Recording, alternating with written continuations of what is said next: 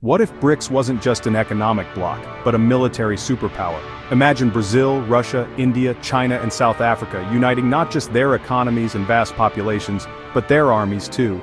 Suddenly the world's balance of power could look very different. So, how would that change everything you know about global dominance? Let's dive in. First off, BRICS today is a big deal.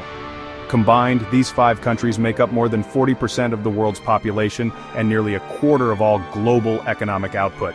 That's billions of people, trillions of dollars, and a ton of untapped potential. Right now, they're mostly focused on trade and development. But what happens if they decide to align their militaries too? Let's talk raw power. Together, BRICS countries would command over 10 million active military personnel.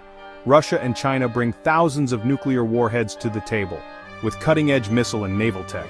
And geographically, they cover some of the world's most strategic real estate. Russia and China dominate Eurasia.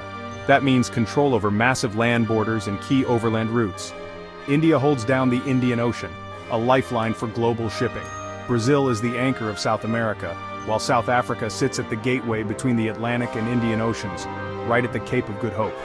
A BRICS military alliance could project power across every major ocean and, here's the kicker, threaten US and NATO supply lines just about anywhere. Imagine NATO planners losing sleep over new hotspots popping up in the Indian Ocean, South Atlantic, or even Africa. Suddenly, the old playbook doesn't work anymore. Now, let's look at the West. The US and Europe are already finding it harder to keep their grip on global affairs. China's rising fast in the Indo Pacific, and NATO is stretched thin. Just look at Ukraine. If BRICS went all in on a military alliance, it could speed up the decline of Western dominance. We're talking about challenging US naval supremacy, especially in the South China Sea and Indian Ocean.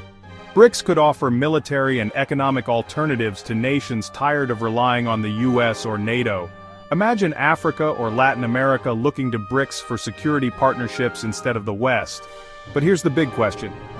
Could BRICS really overcome their own rivalries and pull this off? Or would historic tensions and competing interests hold them back? So if BRICS became more than just an economic powerhouse, could they really rewrite the rules of global power and end Western dominance? Or is it all just wishful thinking? I want to know what you think. Drop your thoughts in the comments below. And if you like this breakdown, don't forget to like, subscribe, and hit the bell for more deep dives into global power shifts. Thanks for watching.